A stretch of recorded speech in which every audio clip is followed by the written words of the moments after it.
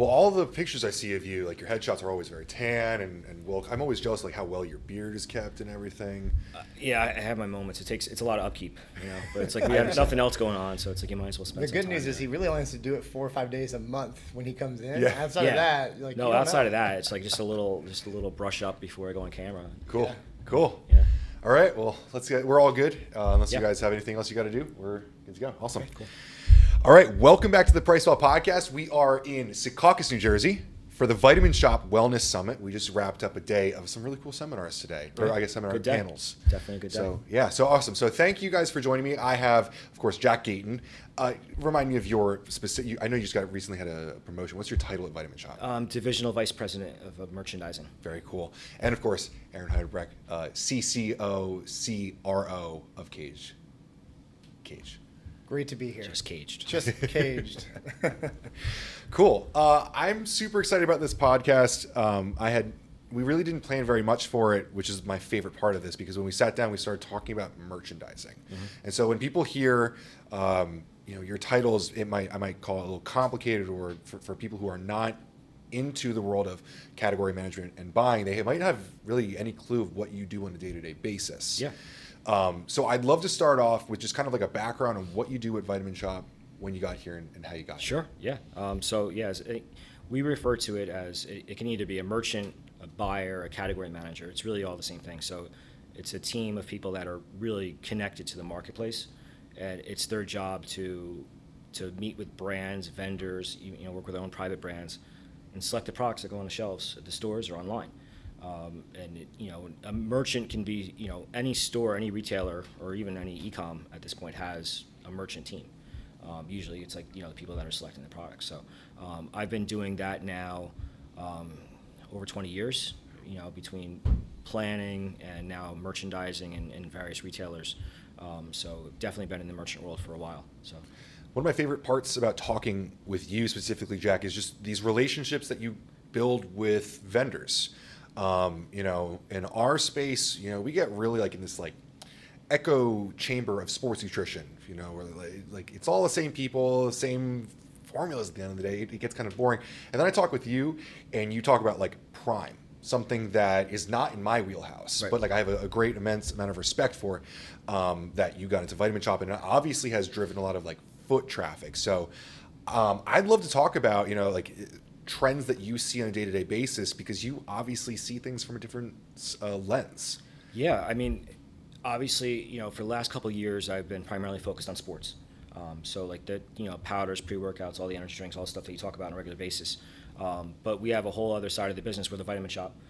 So, the VMS business has been really a wild ride. And I've kind of gotten into it this last year in my new role, where I'm over both sides of the house.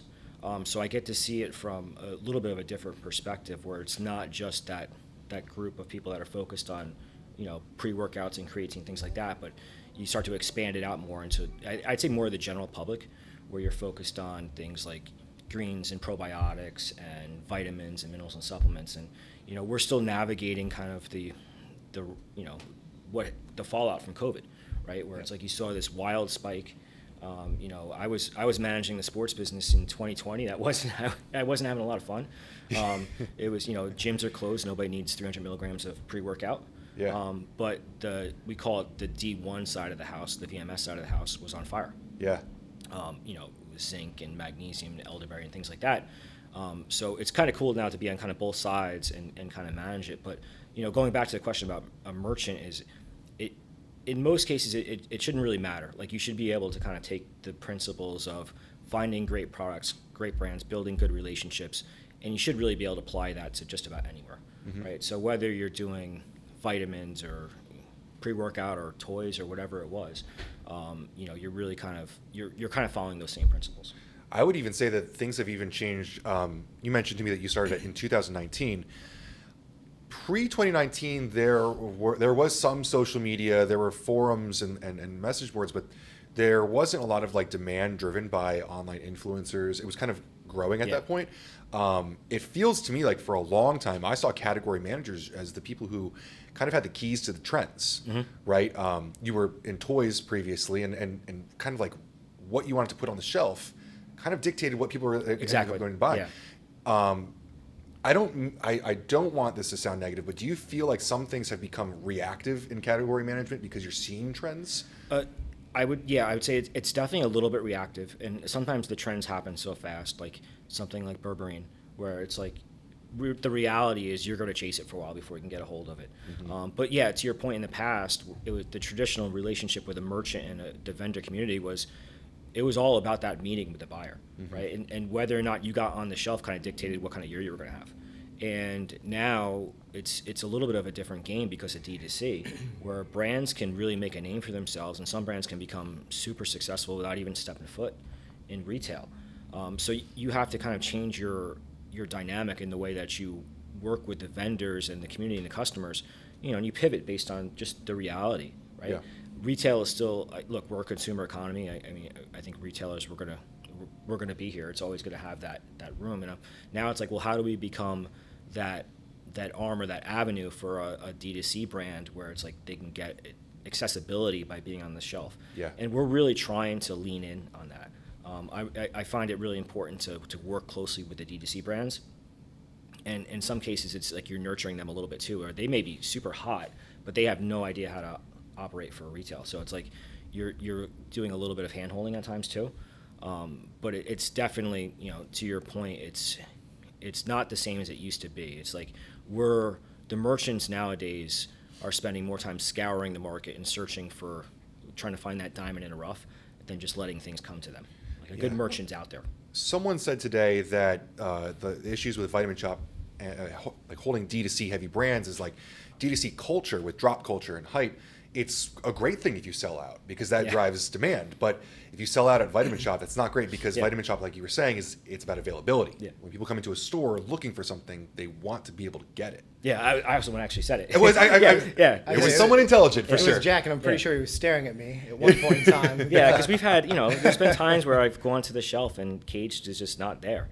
No, in all seriousness, it is like in those initial conversations with a brand, it's a pride point to be like, we sold out in a day and a half, and it's like, great. Well, that would be an epic disaster if that happens here, right? Yeah. Because the customer's not coming in always on day one. It's like you're open 365 days a year, right? So you have to always be there for the customer, and it's such a huge investment for that customer to find the product, decide I'm going to go to the Vitamin Shoppe because they say they have it, or the brand says they have it, drive to that store.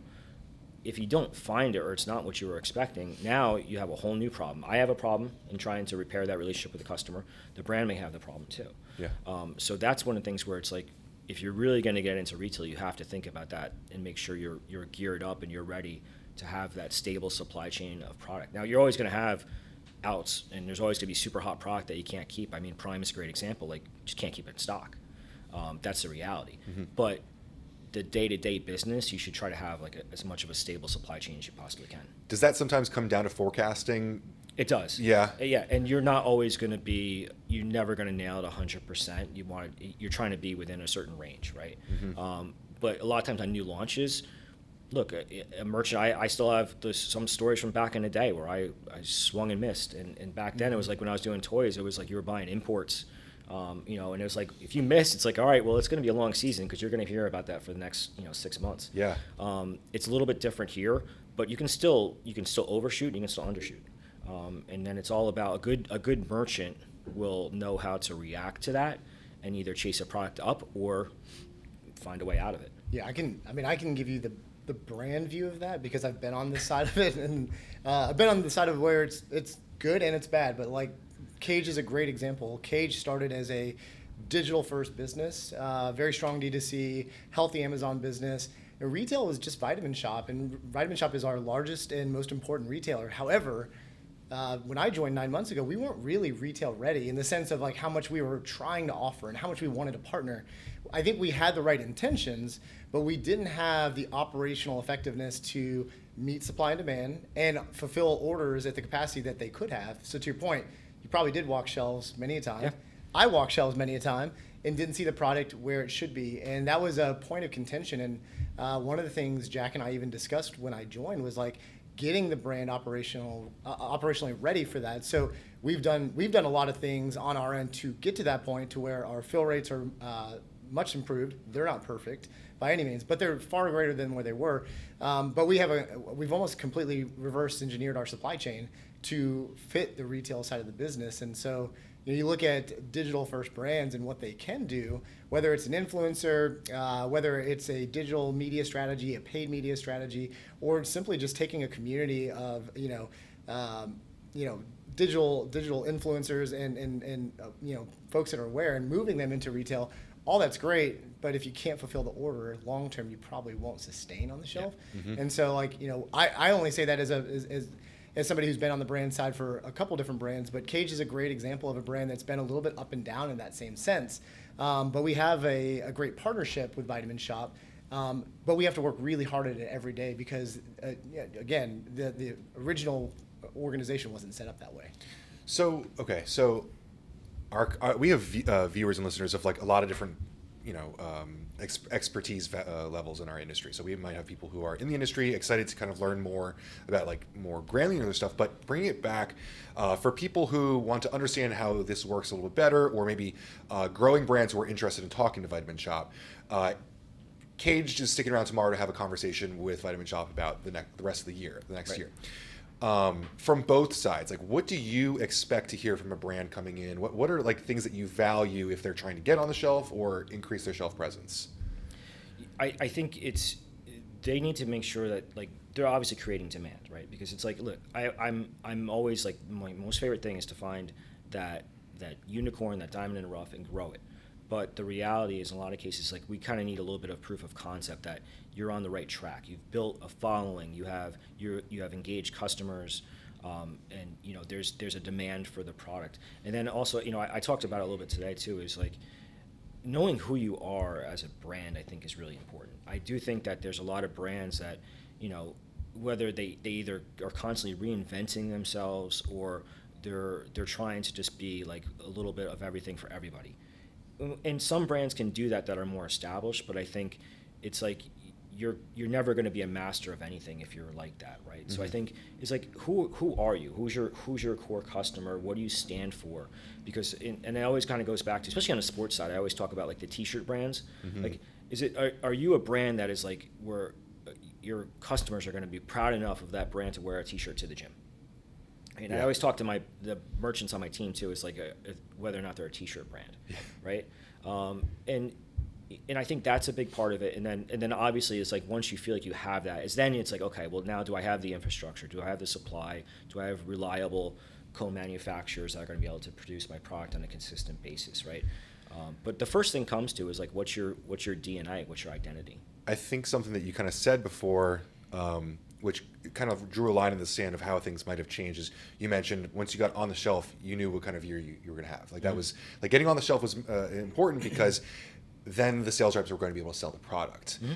But it seems like in today's day and age, it's a two-way street. You have to be able to offer value to that retailer that you're going to drive demand, drive maybe foot traffic or yeah. have buyers coming in. Yeah, especially for a new brand coming into this space. Like the established brands, like we know we have a track record. We kind of know what to expect. And so we'll edit the assortment based on stuff that's not performing. We'll bring in new stuff. We'll lean in, we'll pull back. It's like, it's almost like a supply and demand. But for a new brand, it is a little bit of kind of, you have to kind of prove it a little bit. Mm-hmm. We have to know that there's something there before we're going to put it out there, because the real estate is valuable. Like I don't have infinite space in the stores. Yeah. I would love to give everybody a shot and try things, but it's costly to bring something in and it doesn't work out the way you expected it to. Right? Yeah. So there's a risk and reward for everything. And we're, like I always tell the team too, like, and I think the same thing is like if you don't make a mistake once in a while, you're not trying hard enough, right? So we're going to try some things, and some things will work, and some things won't work, and that's why you also want to make sure you're building good relationships with the vendor so you can have those conversations. You got anything to add from brand side in terms of without giving away your meeting tomorrow, but obviously with your track record, curious. So for us, I mean, we are an established brand. Kaged has been in Vitamin Shoppe going on 5 years. We're a top 5 brand, and we're growing. Which is fantastic. So there's a lot of like good narratives there. But I think the big thing for a brand that's been around for a few years is, one, are you still growing? Mm-hmm. Which we have that story, so that's great. But 2, like, what are we going to do that's different, that's going to excite the retailer and the consumers that have been shopping for years? So right. Like differentiation is key. Partnerships are super important. And I think too, how we target and how we use media to drive our community forward is a big part of like one, just the Kaged DNA and how we think of ourselves. But then two, for us to really be an innovative brand and be a retail forward brand, like that's where it kind of has to start. And for us, it's always been starting at Vitamin Shoppe, like making sure that Vitamin Shoppe has the best assortment and the most broad, but like kind of a one-stop shop for everything, whether it's our muscle building powders, whether it's our weight loss formulas or our fit lifestyle. Like Vitamin Shoppe is a real destination for Kaged, and like we're super thankful for that. I think what we are aiming to do in every meeting is one, drive transparency around our strategy, but two, hopefully gain buy-in on some of those like potential risks that we want to go after. Just like he was saying, like we're going to swing and miss too, and not everything we're going to do is going to be a home run. So tomorrow is a great example. We'll have 4 or 5 big things that no one's ever seen that would be industry first, and hopefully they want to lean in with 2 or 3 of those. That's the goal. We'd love for them to take all of them. We don't know if that'll happen, but because we're in that song and dance of like, okay, we're established. We have SKUs that are performing well, and we have SKUs that aren't. Right. And so we review that at every meeting, and they'll, Vitamin Shoppe always shoots us straight to say like, hey, here's a list of potential deletes. How can we make it more productive? And if not, then they're going to go find the brands that will be more productive in those categories. That's just the way it is. It's super cutthroat. Yeah. We meet with them tomorrow. The next big brand's coming in the next day. We know that. So so to that point, we have to offer real value for them at the end of the day. So just maybe like to talk about like what are things that you might do to make a productive relationship for Vitamin Shoppe? Would that be like geo-targeted ads or better promos or type of things like that? So I mean, all those things matter. I think marketing spend matters. Like that bucket of how much we want to put into the retailer side matters. Ultimately, if we're to say what are the big things that are going to like change the trajectory of the business, it's taking industry first collaborations and partnerships and providing that as a retail experience only to Vitamin Shoppe. And to me, that's where like the rubber meets the road of like finding our best and most productive SKUs and putting our money there. And that would come from those types of forms and those types of spends. But we live in this like society of, we heard it today, what was like, there's a lot of leading authorities, there's a lot of industry know-it-alls out there. We actually want to lean in with some of the best and some that drive real voice, like real share of voice. And so I think the way that we're thinking about it is unique in that sense where we can actually put tangible partnerships together that are industry first. And hopefully what it'll do is not just give you an awesome product, but actually make other brands think differently. Like our goal is to actually make other brands like move in that direction because it's better, like in our opinion, like that is a movement that is worth it for the industry. All boats rising. Yeah. No, and I think it's important. And look, that's as a specialty retailer, it's important for us to be out front. Like that's very important for us. Is differentiation. Yeah, we have promotions, we have markdowns, we have things that come in and go. But at the end of the day, Vitamin Shoppe, we want to be known for having the most innovative products and brands and finding them first at Vitamin Shoppe. Like that's critically important. It's like lifeblood for specialty. So, things like Aaron's talking about, he won't tell me everything kind of that's coming, but it's like those things that are going to cause like a level of excitement with the customer to drive foot traffic. And then from there, like we rely on our pillars and quality, expertise, innovation, and then our health enthusiasts, because that's what makes the Vitamin Shoppe, like that's what makes it, right? It's like, I feel like I have a very good team of merchants, but our lifeblood is really, it's innovation specialty, but it's also those health enthusiasts in the stores. Yep. And we have brands always come in and tell us the same thing. It's like, that's one of the reasons that they want to work with us, right? Is because they go into a Vitamin Shoppe and they know there's going to be a knowledgeable health enthusiast who's going to listen to them based on what they want, right? And that's what's going to drive the conversation.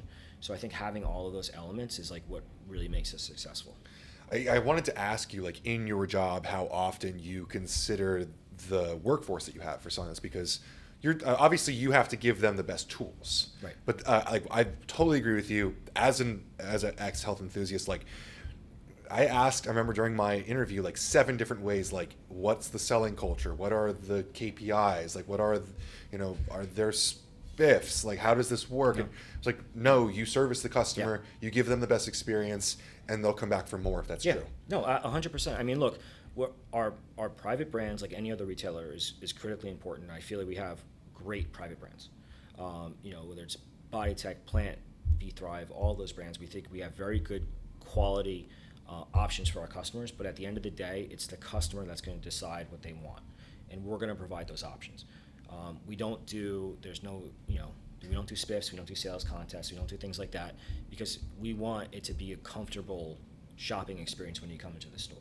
It's like, I'll be honest, I'll go to other retailers at times, and it's like, you don't want to walk in because you're going to get accosted by somebody, and you're like, listen, I just want to look around and find something, right? So we want to make sure that our health enthusiasts are comfortable giving the best solutions for the customer based on what they need. I one of my favorite things about the way that your stores are set up is there's no like scary back sports nutrition area. Like, it's very wide open and spread. And I remember when I worked there, I learned just as much about homeopathy as I did like protein. Like there was a very like holistic approach. And I felt like that lended to the type of consumers that come into vitamin shops because they are going in for a liquid omega, even for me, it's like, obviously my background was never sports nutrition prior to this, but like being from 2019 till just last year, I was focused solely on sports. Over the last year, I'm starting to learn a lot more about that side of the house, and that's why Fit Lifestyle is so important for us, because it's a holistic approach. It's not just about your workout or you taking your creatine, your pre-workout. It's like making sure you have proper digestion. Are you hydrated properly, right? Are your joints hurting? Do you need something for your joints? So we're trying to do that, but we also realize that since COVID over the last couple of years, we've seen really a seismic shift in our business where we're the vitamin shop, right?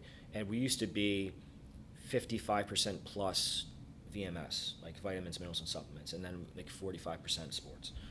It's completely flipped now. We sell more sports nutrition products between energy drinks, protein, pre-workout, creatine, all that stuff than we do vitamins, minerals, and supplements. So that's our customer telling us something. So we have to listen. So we're trying to make it so that when you come into the stores, that's part of the reason for Fit Lifestyle being placed where it is, and that's why we're changing some of the ways that we go to market with terms of our off shelves and everything. Is like we're putting sports a little bit more up front, but at the same time, it is a holistic approach where if you need fish oil or if you need anything else like that, we're your go-to. I have felt definitely a difference in the market where, we have older folk that are maybe doing CrossFit or finding other ways to get into like moving their bodies. And you brought up Huberman does a great job of explaining like movement is very important for humans of all ages. But something that you said that I really liked was the like the holistic nature of the offering of Kaged at Vitamin Shop. Like you have your probiotics, your fish oils, like the whole stack of things. You actually get away from the muscle quite well in Vitamin Shop. Yep. Well, what's great about our assortment in Vitamin Shop is it plays to the core customer that is on our site. So what we see from our own site and from the consumer data we have, because we don't get that on the retail side, but what we see is the interaction and the play between the two. And so whether we're doing deals on site or whether we're engaging in our community, our direct community that we have, which is 300,000 plus, we know they actively shop Vitamin Shop or D2C. They don't go anywhere else. And so like, that's what's so cool about the assortment, because if you look at the way our site is built, it's basically built to fit Vitamin Shop. And that's super unique. And no matter what we do with another retailer, it will remain the only retailer that has that assortment. So that's tied to our most loyal customer. And one of the things we're super proud of is our LTV. We talked about it in the thing. We have a top 5% LTV in the entire sports and nutrition space. And so hanging on to that and making sure that Vitamin Shop takes that assortment and hopefully grows it a little bit further. We add some flair on top. Like it's a great opportunity for our brand, but also on the retail side to bring more customers in. Absolutely. Muriel said something this morning in her opening address that she said it was kind of like the Vitamin Shop interests and trends mimic overall buying patterns for Americans. It's like a very diverse. I don't want to say average, but you understand what I'm saying. It's not hyper specific to sports nutrition. That makes it a very interesting case study. Yeah, I mean, we've gotten over the last couple of years, I think, especially with some of the influx of some of the great brands that have come in, we've gotten a little bit younger. But our customer tends to be, maybe a little bit older than some of our competitors, and maybe a little bit more aware of ingredients and quality and things like that. But when you look at it, like we have a very broad base of customers. It can be a challenge. That can be a challenge sometimes for our marketing too, right? Because we're trying to be, I guess you could say, like democratic in how we communicate, because you don't want to alienate somebody who could care less about zinc. Yeah. Just cares about like the Ghost launch that's coming out, whatever it is, right? So you have to kind of be aware of like speaking to your customer, but we have like that's why we're solutions for everybody, right? Where it's like we have, and I love to be in the stores. I'm always in the stores, and it's funny because I spend all my time talking to guys like Aaron, right, and people that are pitching brands or are working with them, but then to see the actual customers coming in, and that's what's real, and there's no one defined customer. Like we see so many different types of customers coming in. And sometimes you may look at the customer and be like, all right, he's going to go for a protein or she's going to go for protein, and you're wrong. Like you're not even close, right? Which I think is great because it just shows that we have a broad base of options for customers. So one thing I learned earlier this year, you brought up the Ghost launch. So you guys had a really great launch where you launched their can for the Straw Mango Margarita. Was that you guys have a refrigerator in every single store in America? Yes. And that has driven a lot of on the go for you guys because Yes. you always have cold cans for everyone. But I also noticed, at least at my local store, you have like 2 aisles of bars and snacks, functional foods, fit butters, nuts, and more, all sorts of different functional foods. Yeah. Has that grown for you guys over the last couple of years? Or has that been a focus for you? It's been a focus. I'd say it's been a focus because we've had some brands that have gone and they go big in mass and they get a lot of distribution, and it can impact your business, but it creates opportunity for new brands. So we've really been trying to focus. It's not just about protein bars, but it's about snacks and functional foods. You look at some of the things like we've had outright bars, and we've had we just launched First Form. And a lot of these really cool bars and snacks, and we're trying to create that snacking category. I think we have one of the best on-the-go assortments, I'd say, bar none. And drinks, we crush it. We have one of the best assortments for drinks, and it's not just me saying I've heard it multiple times, and I'm proud of it. But I do think that there's continued opportunity to grow and build that business of the functional foods.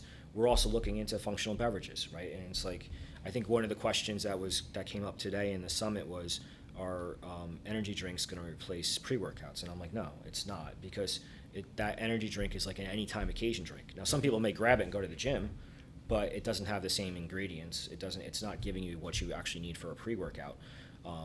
So I think that's why people are, they're working with different sizes of energy drinks, different content of caffeine, more use cases. Dom and those guys did a phenomenal job with Bum Energy, right? Soda can. Yeah, you can drink multiple of those a day, right? Yeah. And it's like, so those are more functional beverages. We're looking into other things like non-alcoholic beverages. We think is a trend that has been growing. Mm-hmm. You're seeing a lot of it out there. People that are like looking for maybe more adaptogens and things like that versus having alcohol. So we're expanding into that a little bit. You guys use you introduced me to Space Tea, which was Yes. an awesome, Yes. just amazing. So that would be an example of a Functional, So a functional beverage for you would be something that doesn't necessarily contain caffeine. Like, does energy drink fit into functional beverage? I think it can. It's really how you define it, right? I don't think there's any one hard rule for it. I think if you're talking 200, 250 milligrams of caffeine, I don't know if that's so much a functional, but I think something that's maybe got 100 grams, it all depends on what that person's using it for. But something like Space Tea would definitely fall into that category. Okay. And there's some other brands that we're working on. There's some things coming. We're testing some things too. And that's also part of like going back to the original question, it's like a merchant, I've got great buyers and they're looking at the space and they're saying, okay, we're going to shrink this space based on the customer and we're going to grow this space.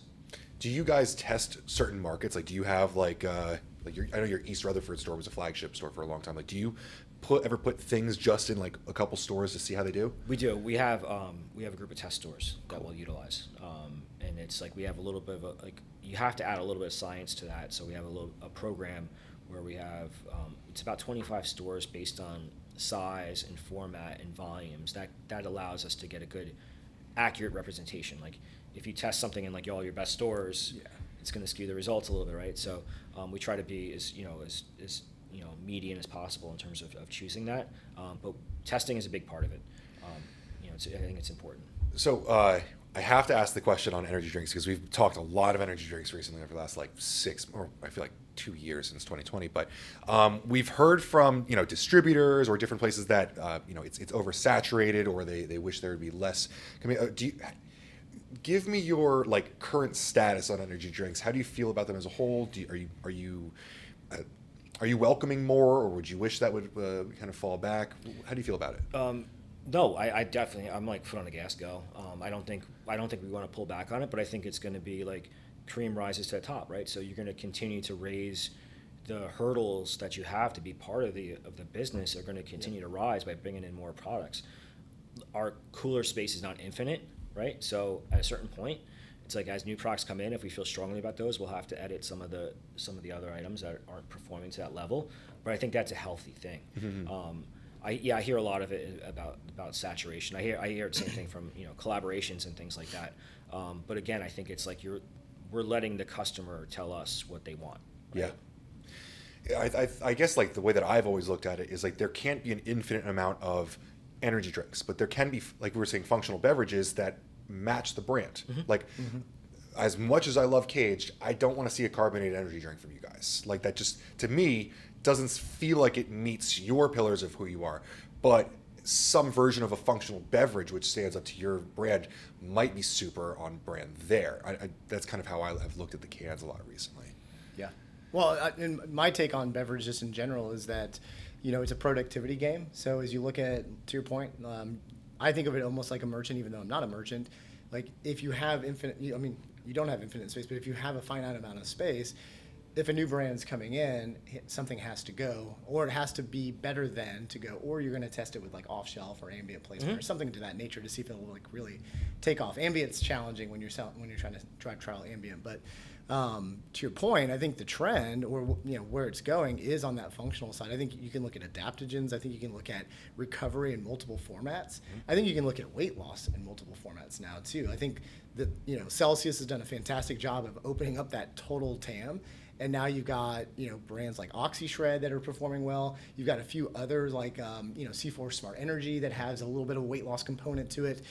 There's something there too that's growing. So it's like there's a couple different like key benefits that your standard energy drink wouldn't necessarily nail in that same sense. But as you categorize it, it'll be interesting because right now you look at like syndicated data and it's like energy drink, performance energy, or you can look at it as legacy and emerging, right? I think functional is actually that next big wave, and that's outside of hydration. I think hydration is, separate of that. I think Prime is in a category on its own there. Yeah. Now, will other brands, potentially emerge there? Absolutely. You're going to see other brands, try to, latch on to the hydration wave. I think those that have, unique partnerships will probably be the ones that actually rise there, like something that's a little bit different than what you're seeing with Logan Paul and KSI and all that. But at the same time, there's no sign of the beverage space slowing down. No, and it's probably the most competitive of any one because again, the cooler space is limited, right? We could expand the shelves for on the go, but at the end of the day, people come in, they want a cold drink. So right. You have it's hyper competitive, and not every brand that has really good branding is right for our energy drinks. Mm-hmm. And we've seen that too, right? I think it's like you have to really understand what your go-to-market strategy is going to be, and that in that case, it's really all also about distribution, right? It's like getting that can into as many places as possible to make them aware of the brand. I think Ghost is a great example of that, right? It's like I see Ghost, and it's everywhere now, and it's like I've even said at times, like I think I said to Dan, like I see somebody come out of the store, and I'm like, they have no idea that Ghost even has a pre-workout or a powder. Like you're gonna like that's not their deal, but they just see that it's like it's an innovative, disruptive product that's doing really well. So. Does the weight of these things, like literally the weight of those cases, does that play into it's the a success? Nightmare. Yeah, I can imagine. That's why direct-to-consumer cans that's not a thing. Yeah. Right. Is that something that you deal with because you guys have distribution centers that you fulfill from? Yeah, we have to. It's all factored in. It's part, and it goes back to being part of it. Being a merchant is understanding. It's your mix too, right? It's like we're going to continue to grow that energy drink business, and we're going to continue to grow a lot of our businesses, but you also have to kind of be aware of like the profit that you can make. But again, it's like you have to continue to pivot to what the customer's asking for. So energy drinks are they take up a ton of space, they're expensive to ship, there's inherent problems and challenges with all of that, but at the end of the day, that's what the customer's looking for, so we're going to continue to find ways to make it happen. Yeah, last week I think we also like the Prime thing with Chuck Schumer calling the FDA to bring it up. But one thing that I think he said very well was that like there's always like that toy or status symbol of the summer for people, probably underage people is what he was speaking to, but it's more than like an energy drink or a hydration drink. I actually often completely forget that there is any function to the Prime beverages other than people wanting to have them in their hands. Yeah, I mean, look, I'm not like the formula guy and the expert on the products. I can just tell you it's like the demand for that is like astronomical, and it's definitely it's really transcended the category. It's not so much about that it's a hydration drink. I think it's a good hydration drink. But yeah, to your point, it's like kids just want to have this in their hands. And it's, I always know like when it's like it gets to the point where it's like I have family members and or my wife asking about something and she doesn't really follow the space. And when it gets to that point, I'm like, yeah, it's mainstream. When I'm seeing it on the nightly news, I'm like, okay, I would say legit. every kid at the ballpark. I coach Little League baseball, Yeah. 10U, 8U. Every kid at the ballpark has Prime in their hand versus a Gatorade or Powerade or whatever else they were drinking before. It's nuts. I mean, that's what I said before. Is I think what Congo Brands has done and Logan and KSI. I mean, they've created a market and a demand for something that's like astronomical. Like it's like a reseller market on Prime. It was pretty crazy. Have you guys had to deal at all with like the marketing to kids implication of that? Like do you sell energy drinks to people under 18? Is that a thing or? No, I mean we don't like it's like the products say 18 plus. We don't ID, but it's like it's not required. Okay. And I think it's in my mind I think that the customer, the consumer, and in this case the parent there's a responsibility, and I do think. Without getting too much into the whole thing with Prime and energy, I think there needs to be a responsibility on the side of the consumer to understand what they're purchasing and what they're putting into their body. Absolutely. And I think everything that Prime has done, to my knowledge, has been fully compliant. And they have two different products. They have an energy drink. They have a hydration drink. Yeah, So, I'm absolutely there with you. I mean, it's a very safe product. I think we all agree. Like all things supplements, like in the wrong hands can be unhealthy. But completely done compliantly. Like do I want pre-caged elite to be used by kids? Probably not. It's a lot of caffeine. But it comes down to responsibility of parents. So Yeah. It's a tough spot in retail because like, do you want your health enthusiasts to be carding people? It's not really a part of the. It's I not just a don't fun think it's something experience. that's like scalable. I mean, this isn't my area, so it's like it's hard for me to really expand out too much. It just seems like it would be really challenging, not just for Vitamin Shop, but for any retailer. Absolutely. To do that. But at the end of the day, I mean, the product it's not intended for people under 18. Yeah. The energy drink. I mean, the RT, the hydration drink is completely fine. Absolutely right? I mean, healthy. have at it. Go nuts. Yeah. So. Awesome. So that's pretty much all I needed to get into. I mean, I'd love to take this anywhere you guys else want to talk about in terms of Kaged and Vitamin Shop. But did you guys know each other before Kaged? I should ask. We did. Yeah. You worked together for some years when you were mutual? Yeah, so Jack and I mean, Jack's been in Vitamin Shop now for a couple of years, but I've been working with Vitamin Shop directly for about 8 years now because my career, before this was with Nutrabolt and running C4 and Extend and the C4 Energy business with a team there. And so for many years, that was the brand that I came and represented. We did a great job growing that brand over time. I think we had a lot of successful launches. We had a lot of learnings along the way too. And 9 months ago when I started with Kaged, actually Jack was the first guy I called. And I remember I had to kind of vet this brand out a little bit. So this is actually a little insider information. I don't think anybody knows. I called Jack and was like, hey, considering something, I need to understand this brand. And he gave me all the good and all the bad. And all of that was true and more in some cases, But again, a lot of what Jack had said in that initial call was like help them, operationalize the business, get them retail ready because it's a great brand. And many brands that are in retail that go through a rebrand, it is a slow, painful death for them. Yeah. It's like the kiss of death, right? And I think one of the things that Kaged did that's different than any other brand I've seen is they actually came out of that on top. Yeah, I mean, it's funny when you hear rebrand. A lot of times, it's like you've got alarm bells going off, like danger, danger. But I mean, Kaged did it for the right reasons, and I think they executed it well, and they came out of the other side stronger. Yeah. So kudos to them because that's a tough thing to pull off. Yep. Especially with 700 stores where you have to distribute to all of them, and they all have the old brand, and now you're trying to bring in the new. It can be a headache, right? So this could be a fun exercise if you. Let me know if you don't want to do it, but out of curiosity, when you get feedback on Kaged, what are some things that Kaged could do better in Vitamin Shop that you guys are working together on improving? Like, what are maybe some Oh, this is a good feedback? one, Jack. Let's start with you on this one. I want to hear his feedback. because I know that Aaron wants to improve everywhere. I'd be curious, like, what are some things that you guys are going to be working on that could be done better for optimization? Well, I think, from my standpoint in working with Kaged is it's an established brand, right? It's a brand that's been in the market for a while. Now it's gone through this rebrand. It's doing really well, but it's like you have to continue to find ways to drive excitement and differentiation. And I think one of my challenges to Aaron is going to be like, what are you going to do to help to keep Vitamin Shop at the forefront of innovation, right? In terms of exclusives and first to markets and collaborations, and understanding that it's like those drive footfalls, they drive traffic, right? So it's like that's critically important to me.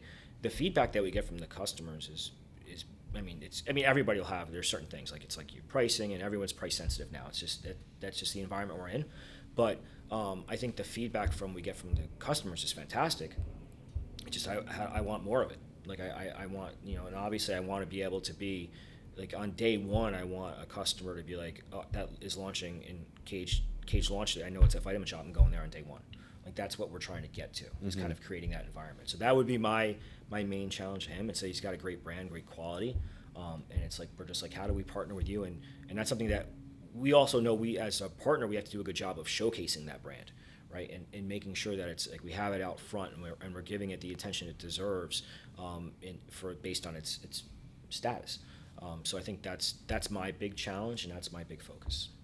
So then on our end, what we have to do better, I think, is marketing to the retailer specific when we are launching exclusive products. So like we look at one of the KPIs we set up when I came in was like, what's our % of sale to Vitamin Shop that's exclusive?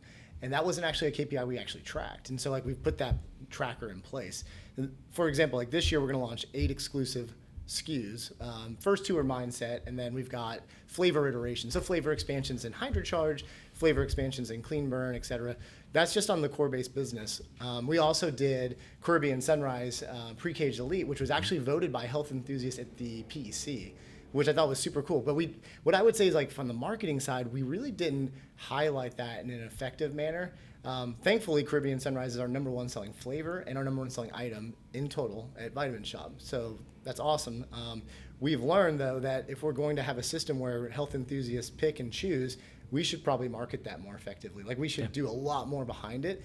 And so, we talked about like getting our business retail ready. Well, that goes for operations, but also goes for marketing. Like we weren't operating under an omni-channel marketing budget. We were operating under a digital marketing budget. So everything we did was to serve the brand on our site, which we did see it driving traffic and trial at store.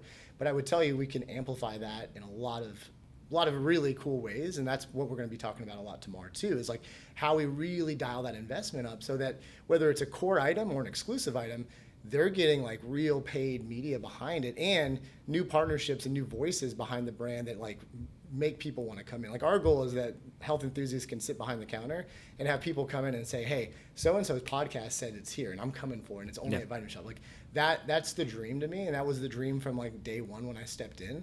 I think we're at that like precipice where we're about to open that up, and like that's going to be a pretty cool moment. Cool. Cody, do you need to reset the camera? You're good? Okay, cool. That's all that I could have asked for. That was a great answer. I guess my question for you guys is how do you drive traffic to individual stores? Is just by actually establishing exclusives, and by putting out this media for those people like Huberman or Ferris that you're talking about, they actually will be able to name those stores for you to go into. So the way we would do it from like a spend perspective is like you'd have your like, let's call it an influencer, your educator. We think of them as educators because we're an educational platform, but that's more of a national push. Like to me, like that's a messaging. Vitamin Shop's nationwide, right? Because most of our SKUs are nationwide. Like we're not fully distributed on all SKUs, but we're pretty close, right? 650 is like our lowest distro, so like most SKUs are 7+. So what we would then do is geo-target, geo-fence, and put paid media behind that. And then what we're doing now as a bolt-on that we've never done is we have a regional podcast network that is now regional specific, and they will actually be able to localize that messaging, which I think is unique. But even the national messaging, like that's all new stuff. Like these are all partnerships that have been developing for the 9 months that I've been here. So like a lot of that, a lot of those mechanisms it's a new muscle for us as a business. But it is the way that we're thinking about media and brand and omni-channel. So those are all the go forward ways in which we would apply those spends outside of like making sure that our shopper executions are fantastic. Like one of the things that Vitamin Shoppe does really well is they enable brands to develop their own like floor shipper programs or point of purchases, whatever.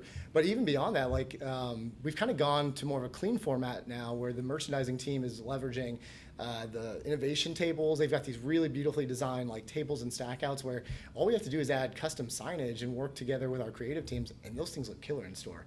And we're seeing the majority of our lifts from that off shelf, from that placement. And so like that's another area where it's like when we work with the merchandising team, we are willing to put spend against that every month if we can get it. The problem is it's incredibly valuable real estate, so every Right. brand is fighting for it. But you know, our name is always in that hat to get that. I'd love to see you guys do more with those health enthusiasts. So you brought up the Caribbean Sunrise. Vitamin Shoppe's health enthusiasts, there's like such little turnover. I know managers that have been there for years Yeah. and years and years. I mean, in retail, that's kind of unheard of. We're not talking about like large department stores or anything. We're talking about like an individual location.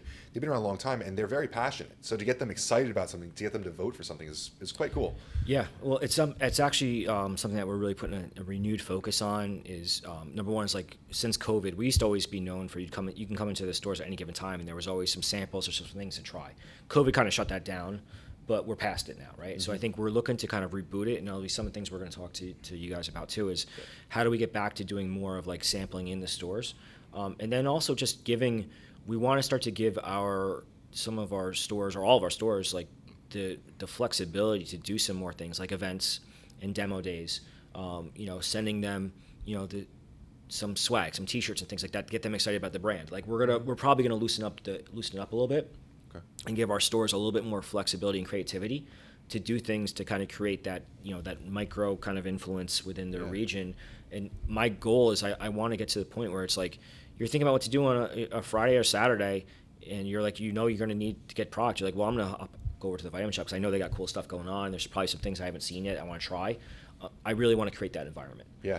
So that's one of the things. I mean, and we'll be talking to you and all of our key brands about that. You've done a really great job with the dollar energy drink weekends. Yeah. Like every single one of our viewers talks about that. I mean, like know, we see it on social. Yeah, we know. Yeah. It's so funny because like I'm not going to mention any locations, but like our viewers know like which locations will keep them to a limit and what like it's so funny to me because like they'll go stock up on that. I mean, energy drinks they're not cheap for per use, right? No. And you're convincing buyers to give you their money that they've worked very hard for.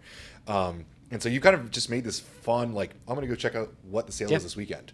Summer Sips right now, all summer we have dollar drink deals happening basically all the way through July and August. Like every weekend something's going on.